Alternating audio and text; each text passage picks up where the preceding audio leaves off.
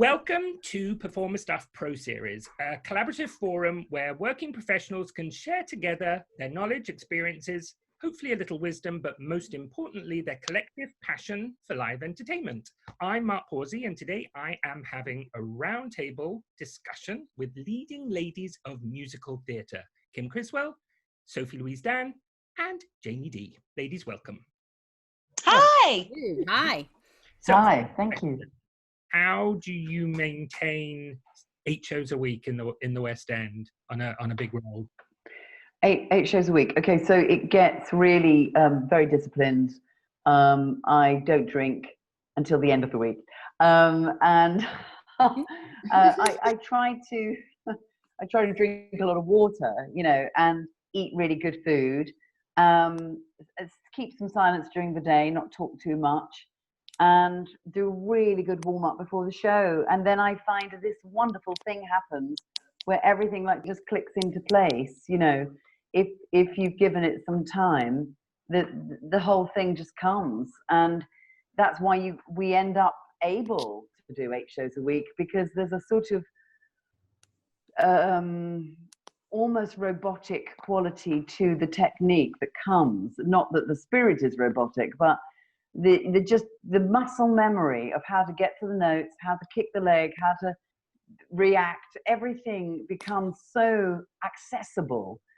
So 8 shows a week, it trains you. It's the actual form itself of doing 8 shows a week that creates the ability to do 8 shows a week. I don't think many people, who is it? I was working with somebody not long ago. Oh, it was Felicity Lott. And before that, Josephine Barstow, in Follies. And they'd never done 8 shows a week. And they were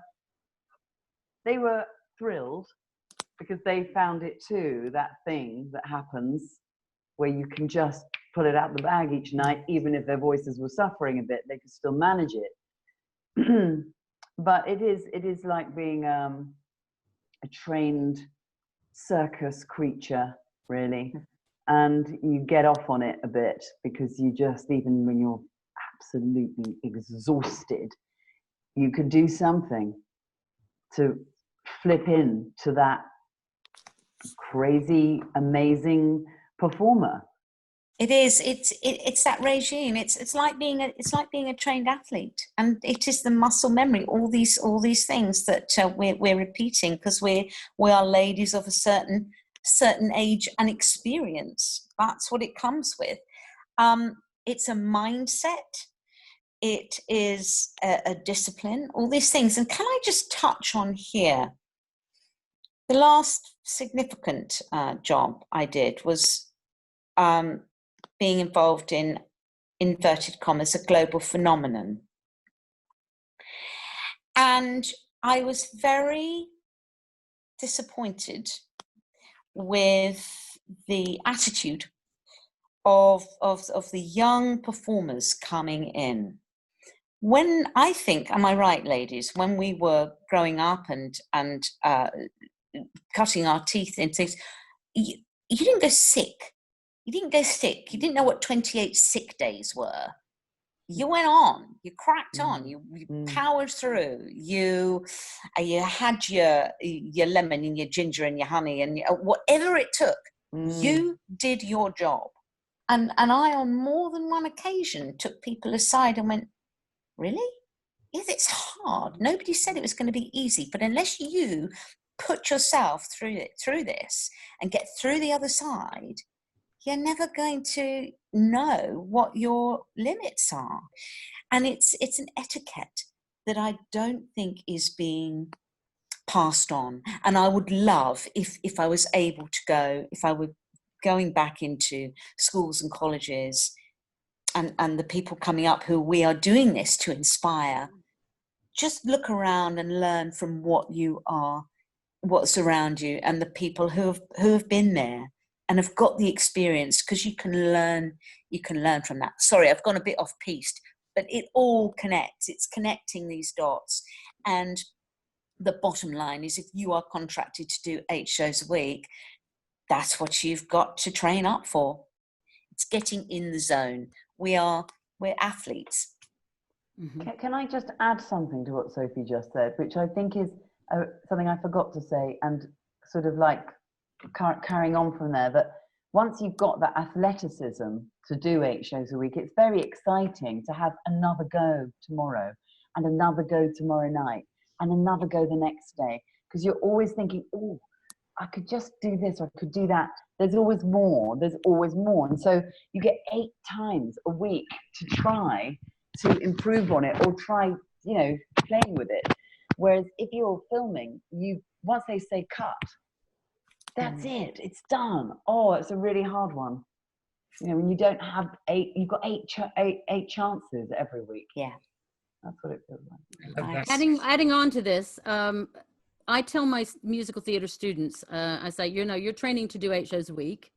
I said, when I was coming up, I said, this generation now, they're not protective of their roles. They're like, oh yeah, I'll let my understudy go on. I want to go to a wedding. I'll let my understudy go on. Oh my God, when I was coming along in Broadway in the 80s, you don't let your understudy go on. Your understudy might be better than you. You don't ever give up your role. You're there if you're alive. This is it. This is it. Yeah, you fought hard for that role. You're not I giving have people up. come. Yeah, it's extraordinary. I don't make shows because for that reason, and I tell the kids, I just say, look, here's the deal. Get prepared for this. 8 shows a week, about 4 of them you'll feel like doing. Then there's 2 more where you'll go, I'm a little under the weather, but all right, and you kind of get your act together. And then there's 2 that you sit 45 minutes and look in the mirror and go, how the hell am I going to get it up to do this? And you somehow get there because the muscles, the memory, all of that, it kicks into place. Dr. Theater does its job. And, but I just said, do not expect to feel like doing this all 8 shows. You won't. Maybe half the time you'll feel like it. And then the other ones, you'll be in different stages of, oh, I got to pull this all up here and get to delivering the performance. And sometimes you surprise yourself by one of the days that you consider an off day, you'll come up with something brilliant, something about the freedom of wherever your energy is will let something kind of great through that you didn't plan. And you'll be like, oh, that's good. I'm going to remember that. So, that is the rule. You're never going to feel like doing it 8 shows a week, but you need to do it anyway, or else somebody's going to take your role. When producers are choosing people, the fact that you do all the shows, if you're taking on a great big role and you're supposed to be over the title, they're going to look at whether you are known to turn up all the time or not. People that get known for calling in sick, they don't get all the opportunities that they would. It is held against you, and producers should hold it against you more, I think. There are things that are just obvious to me that the kids that are coming up now don't know yet. And when I was their age, I didn't know them either. There's so many things that you learn by doing. And learning how to be a good colleague on stage, learning how to be a good company member, learning how you should treat your understudy, learning things like that, how to be not a complete and utter nasty cow. Because if you are, nobody's going to hire you again. So it's a short career. You need to learn the proper behavior for the theater. There is a way that people behave that makes it a wonderful social kind of soup. The social soup of the theater is, for me, the best part. So you need to know how to play well with others. Ladies, Kim, Sophie Louise, and Janie, thank you so much for sharing a small part of yourselves within our Performer Stuff Pro series and for helping to keep entertainment alive, nourished, and full of hope. And for those watching this, please dream big. And while you're dreaming, look out for more Performer Stuff Pro series coming your way real soon. Thank you. Thank you. Thank you. Thank you. Thank you. Thank you.